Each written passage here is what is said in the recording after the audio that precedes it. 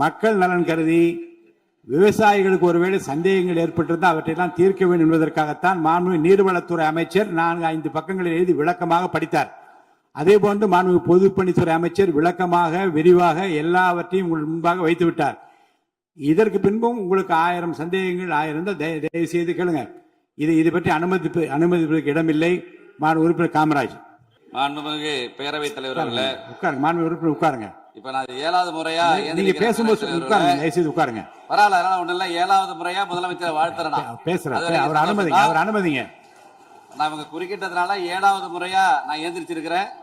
7வது முறையா மாண்புமிகு முதலமைச்சர் அவர்களை நான் வாழ்த்த கடமைப்பட்டிருக்கேன். ஏன்னா ஒருவருக்கு முதலமைச்சரை வாழ்த்தும் போதும் இடையில உறுப்பினர்கள் குறுக்கிடுவதும் நான் உட்கார்றதும் இப்ப இது 7வது முறை.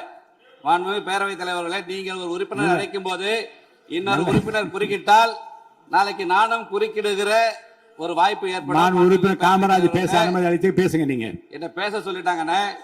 ஆமா, நம்ம பிரச்சனை தான் காவேரி பிரச்சனை. நீங்க ஒருத்தருக்கு ஒருத்தர் பேசிக்க வேணாம். நீங்க ஒருத்தருக்கு ஒருத்தர் பேச வேணாம். மாண்பு உறுப்பினர் காமராஜ் பேச அழைத்து பேசுங்க. அவை முன்னவர் மாண்பு பேரவைத் தலைவர் அவர்களே, அவருடைய கட்சியின் சார்பாக மாண்பு தளவாய் சுந்தர் அவர்கள் விளக்கம் அளித்ததற்கு பிறகு மாறி மாறி எல்லோரும் பேச வேண்டும் என்று சொன்னால் அதற்கு கால அவகாசம் வேண்டும். ஆகவே உங்கள் சார்பாக உங்களுடைய கட்சியினுடைய உறுப்பினர் தெளிவாக இங்கே சொல்லி இருக்கிறார் என்பதை தெரிவித்துக் கொள்கிறேன். மாண்புமிகு காமராஜ் பேசுங்க. மாண்புமிகு பேரவைத் தலைவர்களே, 8வது முறை நம்ம உறுப்பினர்கள்லாம் கமெண்ட் அடிக்கிறாங்க. முதலில் இந்த தனது பிறந்த நாளை கொண்டாடும் மாண்புமிகு தமிழ்நாடு முதலமைச்சர் அவர்களுக்கு எனது உளமார்ந்த பிறந்தநாள் நல்வாழ்த்துக்களை தெரிவித்துக் கொள்கிறேன். சமூக நீதி, கல்வி, தொழில் வளர்ச்சி, பெண்கள் முன்னேற்றம், இளைஞர் நலன், தமிழ்நாட்டின் ஒட்டுமொத்த வளர்ச்சிக்காக அவர் மேற்கொண்டு வரும் மக்கள் நல பணிகள் மேலும் சிறக்கவும், நல்ல உடல் நலத்துடனும் நீண்ட ஆயுளுடனும் மக்கள் பணியாற்றவும் இறைவனை பிரார்த்திக்கிறேன். மாண்புமிகு பேரவைத் தலைவர்களே, அவையில் இருக்கும் அனைவருக்கும் எனது அன்பான வணக்கங்களை தெரிவித்துக் கொள்வதோடு ஆளுநர் பேருரைக்கு நன்றி தெரிவிக்கும் தீர்மானத்தின் மீது பேச வாய்ப்பளித்த மாண்புமிகு பேரவைத் தலைவர் அவர்களுக்கும் மாண்புமிகு முதலமைச்சர் அவர்களுக்கும் முதற்கண் எனது நன்றியினை தெரிவித்துக் கொள்கிறேன். கடந்த 4 நாட்களுக்கு முன்பாக நம்முடைய ஆளுநர் அவர்கள் இந்த அவைக்கு வந்தார். அவர் சென்றபோது அவர் அறிக்கையாக வெளியிட்டது புதிய உதயம் தோன்றிய நாள்.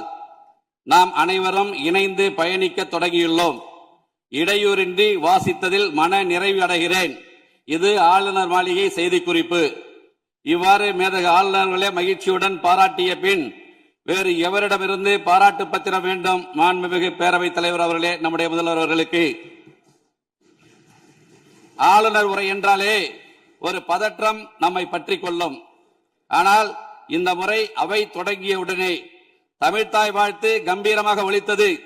தேசிய கீதமும் பெருமையாக இசைத்தது. மேதகு ஆளுநர் அவர்களும் ரொம்பவே சந்தோஷமாக புன்னகையோடு தன் உரையை வாசித்து முடித்ததோடு இன்றைக்கு தமிழ்நாட்டில் ஒரு மாபெரும் சரித்திர புரட்சியை தன்னந்தனியே ஏற்படுத்தி உள்ளார் நமது மாண்புமிகு முதலமைச்சர் என புகழ்ந்திருக்கிறார்கள். இதைவிட இந்த அரசுக்கு வேற என்ன பெருமை வேண்டும்? மாண்புமிகு பேரவைத் தலைவர் அவர்களே, நமது முதலமைச்சர் நாற்காலியில் வந்து உட்கார்ந்தவுடனேயே அரசுக்கும் ஆளுநர் மாளிகைக்கும் நடுவில் இருந்த எல்லைக்கோடு அழிக்கப்பட்டு அது நட்பின் பாலமாக அமைந்து விட்டது. இதோடு நிற்கவில்லை. மத்திய அரசுக்கும் மாநில அரசுக்கும் இடையே ஒரு இணக்கமான ஒரு உறவு இருந்தால் மட்டும்தான் மாநிலம் வளரும் என்பதை புரிந்து மிக மிக முதிர்ச்சியான ஒரு அரசியல் பாதையை அமைத்துக் கொடுத்திருக்கிறார் நமது மாண்புமிகு முதலமைச்சர் அவர்கள். இதுதான் மற்ற தலைவர்களுக்கும் வழி நடத்த தெரிந்த நமது மாண்புமிகு முதலமைச்சர் அவர்களுக்கும் உள்ள வித்தியாசம் என்பதை இந்த அவையில் நான் தெரிவித்துக் கொள்ள கடமைப்பட்டிருக்கிறேன். மாண்புமிகு பேரவைத் தலைவர்களே, 4 நிமிஷம் ரொம்ப கூட போயிட்டு பேரவைத் தலைவரே, 7 தடவை எழுந்திருக்க கொஞ்சம் குறைச்சிங்க. மேல 4 நிமிஷம் 17 நிமிஷம் ஓடி வச்சு 8 தடவை எழுந்திருக்கிற மாண்புமிகு பேரவைத் தலைவர் 5 நிமிஷம் கூட அனுமதிக்கணும். மாண்புமிகு பேரவைத் தலைவர்களே, நம்பிக்கையில் சிறந்தது தன்னம்பிக்கை. தன்னால் எதையும் சாதிக்க முடியும் என்ற நம்பிக்கை தான் தன்னம்பிக்கை. இந்த தன்னம்பிக்கையை தாரக மந்திரமாக கொண்டு தடைகளை தகர்த்தெறிந்து இந்த விசில் புரட்சி மூலம் தமிழ்நாட்டில் நல்லாட்சி அமைய வேண்டும், இந்தியாவிலேயே தமிழ்நாடு முதன்மை மாநிலமாக விளங்க வேண்டும் என்ற தமிழக மக்களின் எதிர்பார்ப்பை பூர்த்தி செய்ய தற்பொழுது பூர்வாங்க நடவடிக்கைகள் தொடங்கப்பட்டுள்ளது என்பதை மகிழ்வுடன் தெரிவித்துக் கொள்கிறேன். மாண்புமிகு பேரவைத் தலைவர் அவர்களே, ஆளுநர் உரை மீதான நன்றி தெரிவிக்கும் தீர்மானத்தின் மீது எனது உரையை நிகழ்த்துவதற்கு முன்பாக எனது மன்னார்குடி சட்டமன்ற தொகுதி தொடர்பான 2-3 கோரிக்கை தான் பேரவைத் தலைவர்களே. மன்னார்குடியில் 125 ஆண்டு நகராட்சி மன்னார்குடி நகராட்சி இதுவரை ஒருங்கிணைந்த நீதிமன்ற வளாகம் அங்கே இல்லை. பல முறை முயற்சித்தும் நீதிமன்ற வளாகம் அங்கே இல்லை. அதை போல விளையாட்டில் ஆர்வம் உள்ளவர்கள் அதிகம் இருக்கிற பரவாக்கோட்டை மற்றும் உள்ளிக்கோட்டை பகுதியில் விளையாட்டு அரங்கம் அமைத்து தர வேண்டும். நீடாமங்கலம் பேரூராட்சி பழமையான பேரூராட்சி இதுவரை அங்கே பேருந்து நிலையம் அமைக்கப்படவில்லை. அமைப்பு தர வேண்டும் என்கிற எனது வேண்டுகோளை வைக்க விரும்புகிறேன். நீடாமங்கலம்